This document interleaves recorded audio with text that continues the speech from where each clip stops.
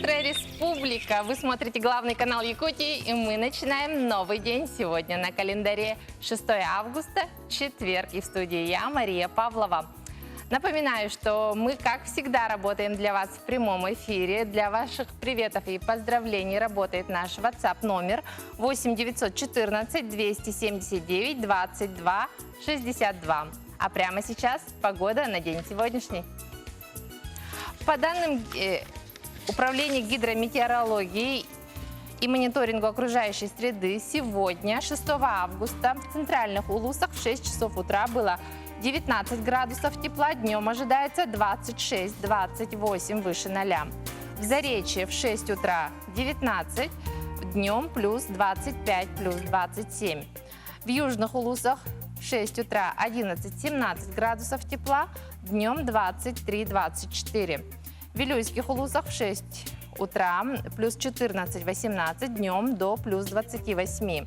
В Нижнеленских улусах в 6 утра плюс 19-20, днем плюс 27-29. В западной группе улусов утром плюс 14-15, днем до 27 градусов тепла. В Колымо-Индигирских улусах утром плюс 7, плюс 19, днем до плюс 25. В Янской группе улусов утром плюс 19, днем плюс 26. В северо-западных улусах утром плюс 15-20, днем до плюс 27 градусов тепла. В Якутске в 6 часов утра температура воздуха была 12 градусов, атмосферное давление 754 миллиметров ртутного столба, ветер восточный 3,8 метров в секунду, днем ожидается плюс 27-29 градусов тепла. Каждый день неповторим, и давайте проживем этот день так, чтобы вечером, подводя итоги дня, мы могли себе сказать: «Я молодец». А чем же запомнилась эта дата 6 августа в истории прямо сейчас? 6 августа 1806 года последний император Священной Римской империи Франц II, ставший в 1804 году императором Австрии Францем I, отказался от короны и тем самым положил конец существованию Священной Римской империи, которая была основана в 962 году германским королем Оттоном I, мечтавшим возродить империю Карла Великого. К этому времени французский император Наполеон I уже провозгласил себя истинным преемником Карла Великого, а политические перемены в Германии лишили империю последней поддержки. 6 августа 1961 года в 9 часов утра по московскому времени советский космонавт Герман Титов на космическом корабле «Восток-2» поднялся на околоземную орбиту и провел на ней 25 часов 11 минут, облетев Землю 17 раз. 6 августа 1945 года США провели атомную бомбардировку японского города Хиросима. В результате были убиты и пропали без вести около 200 тысяч человек. Ранены и подверглись радиоактивному облучению около 160 тысяч человек. Сегодня вся мировая общественность чтит память всех погибших и пострадавших, отмечая 6 августа как День Хиросимы, Всемирный день борьбы за запрещение ядерного оружия. 6 августа 1991 года стал важным и знаменательным днем в жизни всех пользователей всемирной паутины. Появился первый интернет-сервер и был утвержден стандарт для страниц 3W – World Wide Web. На сегодняшний день интернетом пользуются сотни миллионов пользователей, а количество серверов достигло огромных величин и продолжает расти. Телгебер, гараж, банник туттар бар. Кантан карчы болобун. Алмаз кредит сервис. Үп карчы боп прогыгар. Сөттек оруй. 5 миллионга тие потребительскай соемнар. Түрген табыгастак Алмаз кредит сервистен. Бага саналаргытын олокко киллерин. Ежегодно в День коренных малочисленных народов мира у нас в республике проходят крупные мероприятия, форумы, игры. И нынешний год не исключение.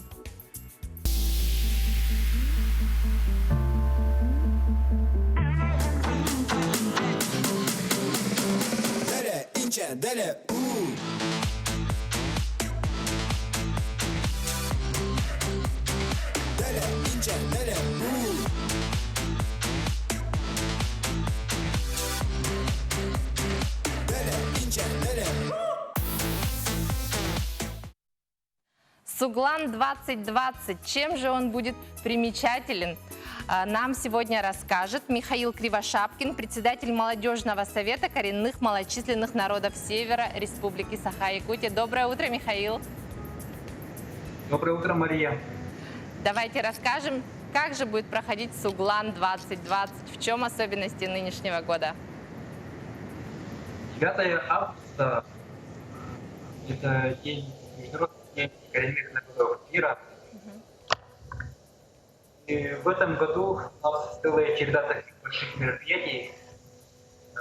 6 августа начинается семинар про сохранение исконной среды обитания и традиционного природопользования общественных представителей, общественных помощников, уполномоченного по правам коренных малочисленных народов Севера Республики Саха-Якутия Лены Степановны Ивановой.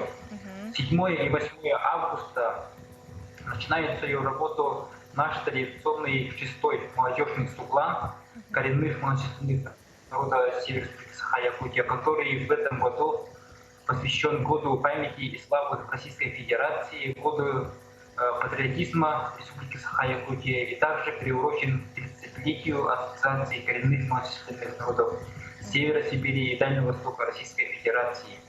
9 августа, в сам день коренных народов мира, начинается трансляция национального обрядового праздника коренных малочисленных народов Севера Республики Саха-Якутия Кочевье 2020 на светодиодных экранах города Якутска. А скажите, вот вы сказали, онлайн-формат будет до 9 августа. Наверняка он расширил горизонты, географию. Как сотрудничаете вообще с другими регионами? Какие будут самые дальние точки подключения? Ну, география нашего молодежного форума в этом году увеличилась.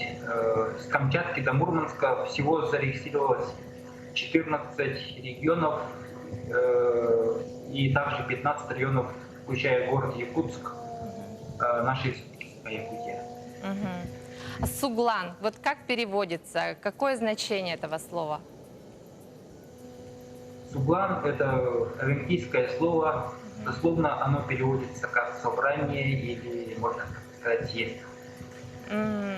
А вот немножко, может, об истории расскажем. Вот как у нас в республике проходит обычно этот день, вот с чего начиналось все и почему именно 9 августа?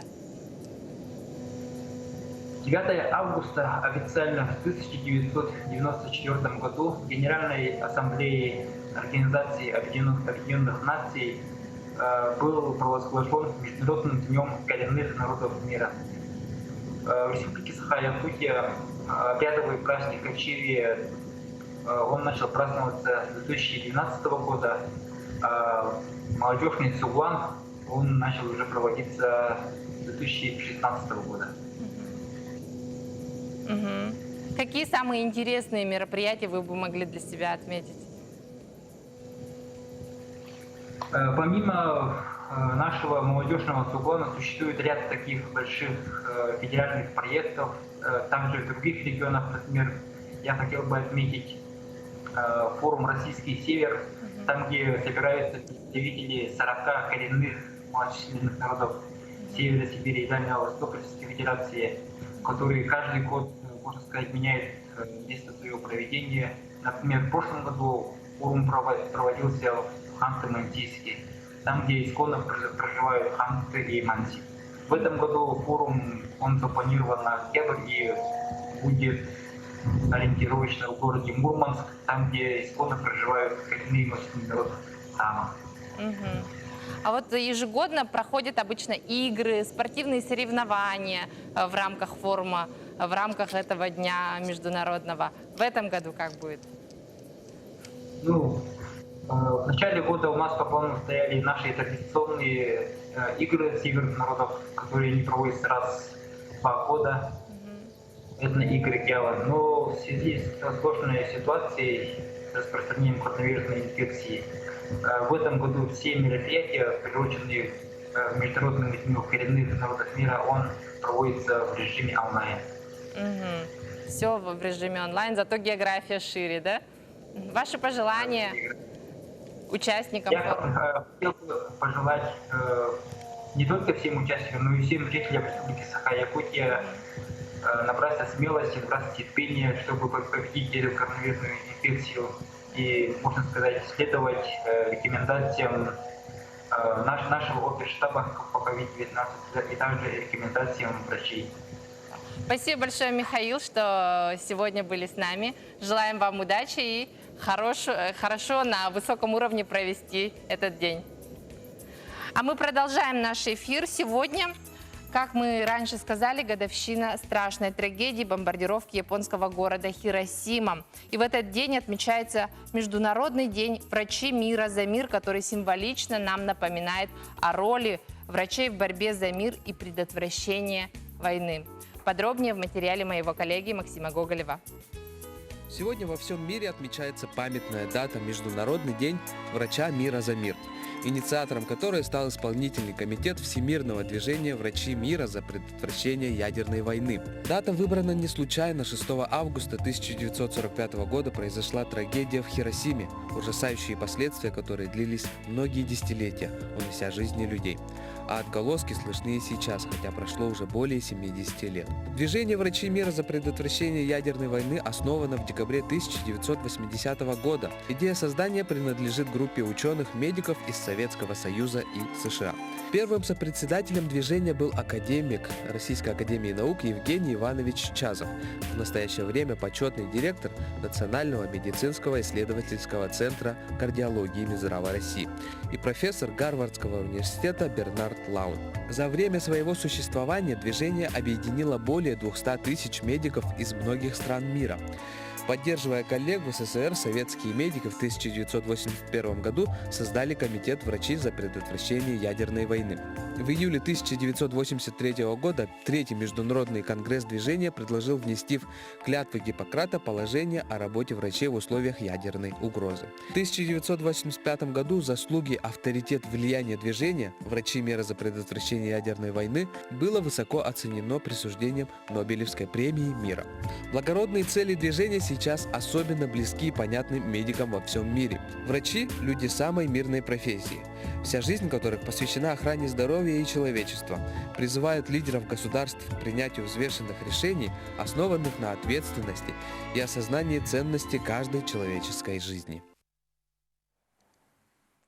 Доброе утро еще раз, дорогие телезрители. Вы смотрите «Новый день». Нам наши телезрители передают приветы. С добрым утром. Желают отличного дня, доброго здоровья. Чтобы мы всегда помнили заслуги наших врачей, пожелания. А я, дорогие телезрители, напоминаю, что у нас сегодня будет подключение с врачами-онкологами по теме рака молочной железы. Если у вас есть вопросы, тоже отправляйте на наш WhatsApp номер. Специалисты ответят вам в прямом эфире. А мы продолжаем наш эфир. Так, я напоминаю, что сегодня у нас в городе Якутске будет очень тепло. Плюс 27-29 градусов. Так что, дорогие телезрители, одевайтесь по погоде. Одевайтесь по погоде. Плюс 27-29 градусов. В центральных улусах 28 градусов. В Заречье плюс 27. В южных улусах до плюс 24. Вилюйская группа улусов плюс 28 градусов тепла. В Нижнеленских улусах 29-27. В западных улусах 27. Колыма-Индигирских плюс 25 градусов тепла. В Янской группе улусов плюс 26 градусов. В северо-западных плюс 27 градусов тепла.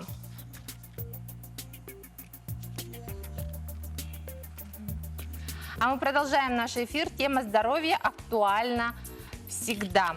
И всегда животрепещущая тема онкологии и женского здоровья. К нам подключаются наши гости следующие. Это Феодосия Гаврилевна Иванова, главный онколог Минздрава Республики Саха-Якутия, онколог высшей категории. И Татьяна Ивановна Николаева, заместитель главного врача Якутского республиканского онкодиспансера, хирург-онколог высшей категории. И, как я уже говорила, сегодня тема у нас «Как же уберечься от рака груди?». Доброе утро, дорогие гости. Доброе утро. Доброе утро. Доброе утро. Вот рак груди – это один из наиболее распространенных видов онкологии. Вот как же уберечься от этой коварной болезни? Доброе утро, уважаемые жители республики. С 3 по 9 августа проходит 9-я Всемирная неделя грудного вскармливания. И в рамках мероприятий Минздрава Республики Саха-Якутия и Якутского регионального отделения Матери России проводится активно работа по профилактике рака молочной железы. Конечно, это очень грозное заболевание. Среди женского населения стоит в структуре заболеваемости на первом месте. Ежегодно в Российской Федерации заболевают около 50 тысяч пациентов, а у нас в республике 275 новых случаев. Скажите, а эта болезнь, это только женская? Да, это только женщины болеют, но очень-очень редко у мужчин бывает рак грудной железы. Но это считается как женское заболевание. Конечно же, грудное вскармливание профилактики рака молочной железы имеет огромнейшую, колоссальную роль. Дело в том, что лактация – это мощная профилактика рака груди, и молоко появляется не просто так, а это очень сложный гормональный механизм, процесс, в котором участвует весь организм. Мы бы даже, онкологи, сказали, что это природная, естественная профилактика рака молочной железы. Поэтому, конечно же, искусственное прерывание грудного вскармливания плохо отражается на организм женщины. А как еще можно из себя профилактику проводить? И какие еще факторы влияют? Профилактика – это, конечно, естественный процесс. Вот грудное вскармливание прерывать не надо. Обязательно следить за своим здоровьем. Гормональные препараты сильно увлекаться не надо. И, конечно же, самообследование молочной железы, о котором моя коллега Татьяна Ивановна сейчас расскажет. Давайте подробнее на этом остановимся. Татьяна Ивановна, мы вас слушаем. Доброе утро. Доброе утро еще раз. Уважаемые телезрительницы, пожалуйста, ознакомьтесь с простой методикой самообследования молочных желез, которая поможет вовремя выявить какие-то патологические изменения. Сейчас мы, уважаемые режиссеры, покажем слайд. Да. Какие сроки проведения? Самообследование следует проводить 1 раз в месяц на 7-10 день от первого дня начала цикла. То есть тот момент, когда молочные железы находятся в естественном нормальном состоянии. Если женщина уже находится в менопаузе или пременопаузальные уже сбои цикла, необходимо выбрать 1 день раз в месяц в любое время, фиксированное, вне нагрубания молочных желез. Дальше. Существует 6 простых шагов самообследования. Шаг первый – это самоосмотр. Необходимо встать перед зеркалом, раздеться по пояс, в хорошо освещенном помещении. Осмотр проводят в положении стоя. Руки при этом находятся на пояснице, на бедрах. Далее проводят осмотр при поднятых руках в сторону и наверх. В этих положениях обращают внимание на наличие асимметрии, деформаций и каких-то втяжений. Следует отметить, что по природе у каждой женщины существует своя физиологическая асимметрия молочных желез. 2 одинаковые молочные железы Что не должно бывают ни в одном настроить случае. на что должны обратить внимание? На какие-то изменения? Да, ага. Об этом я вот скажу позже, на какие симптомы нужно обратить и при которых необходимо обратиться к врачу. Шаг второй – это самопальпация стоя. На картинке показано, какие используют пальцы. Второй, третий, четвертый пальцы. Это подушечками этих пальцев, как показано на фотографиях, плавными движениями по схеме, нарисованной в центре, вокруг молочной железы, от центра к периферии и от периферии к центру. Необходимо обследовать все области молочной железы. Обязательно прощупать сосково-ареолярный комплекс, надавить небольшим движением на сосок и отметить, нет ли выделений. Шаг четвертый – это пальпация лимфатических узлов. Это подмышечной области, надключичной и подключичной области. Пятый шаг – это самопальпация лежа. Под исследуемую сторону подкладывают небольшую подушечку или полотенце скручивают валиком, рука за голову и противоположной рукой по такой же схеме и методике обследуют молочные железы по очередности. И шестой шаг – очень удобна самопальпация под душем, когда вот мыльные пальцы скользят легко по телу и, возможно, обследование молочной железы. Надо отметить, что молочная железа, она неоднородная по структуре, она состоит из множества долек, поэтому какие-то естественные физиологические уплотнения могут быть. Цель самообследования – это получение доказательств отсутствия заболеваний, а не нахождение опухоли. Все. Спасибо большое, Татьяна Ивановна, Феодосия Гаврилевна, что столь ранним утром подключились к нам и за столь важную информацию. Спасибо большое, всего доброго. Спасибо. А мы продолжаем наш эфир. А прямо сейчас предлагаю посмотреть очень крутое видео с одной суперской семьи. Всем привет, друзья! Мы продолжаем наше огромнейшее путешествие по всей России на машине всей семьей. Сейчас мы находимся в Якутске. Ливни, прям нереальные ливни, льют уж спасу нет. Тут можно вообще заблудиться и остаться в этом царстве вечной мерзлоты-то. Да уж. Здорово. У меня прям руки чешутся, чтобы потрогать. Якутики какие тут. Привет. Классно вообще. Неизвестно. Я думаю, что это все. Настроение прям такое новогоднее, праздничное. Не то, что ты зиму, зима. Здесь она такая. О, такие интересные тут, смотри. Ой, смотри-ка, там он целый музей. Впереди стоять мне надо, я хотел пойти. Ну давай, хорошо, стою. Еще все равно, не полностью все сейчас открылось, получается, так? Нет. Вот, но зимой кататься прям туда, вон на это озеро, на пруд или что это такое, да? Доброе утро еще раз. Это были Иван, Альбина Красникова и их дети Демьян и Злата. Семья блогеров-путешественников, которые сейчас проживают в Геленджике. Ребята на машине проехали почти всю Россию. Прямо сейчас они у нас в Якутске путешествуют, отмечают самые красивые, интересные места.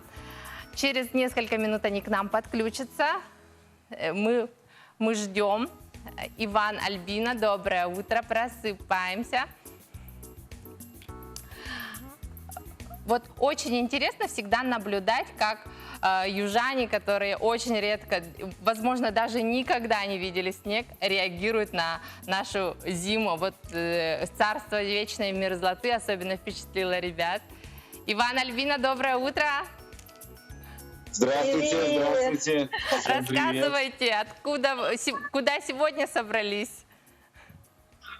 Сегодня нас пригласили на ипподром посмотреть на якутских лошадок. Потом пойдем еще в ресторан Махтал. И сегодня у нас вечером очень многие писали, что хотят с нами встретиться. Сегодня у нас такая будет большая встреча со зрителями еще. А можно об этом говорить? С вашими читателями, да? Которые за вашим блогом следят. Здорово. А вот мы посмотрели ваше видео, вы успели побывать уже в очень многих местах. Что особенно вас впечатлило? Вчера очень впечатлил нас мыс, но я забыл название, очень сложное название, я реально не могу никак запоминать. Что? Табагинский? Да, наверное. Мы там на реку Лену такой огромный вид классный был, но, к сожалению, дымно очень, и весь вид только остался в воображении. Ну, как не весь, да, половина части этого вида осталась в воображении, потому что вы вчера дымно, еще конечно, побывали в Ус-Хатын, да, попробовали нашу рыбу, успели, да, Альбин? Расскажите. Да, тугунок попробовали. Ну, кухню мы еще не всю распробовали. Вот заходили в ресторан Чучурмуран, заходили. И сегодня вот еще в Махтал идем допробовать.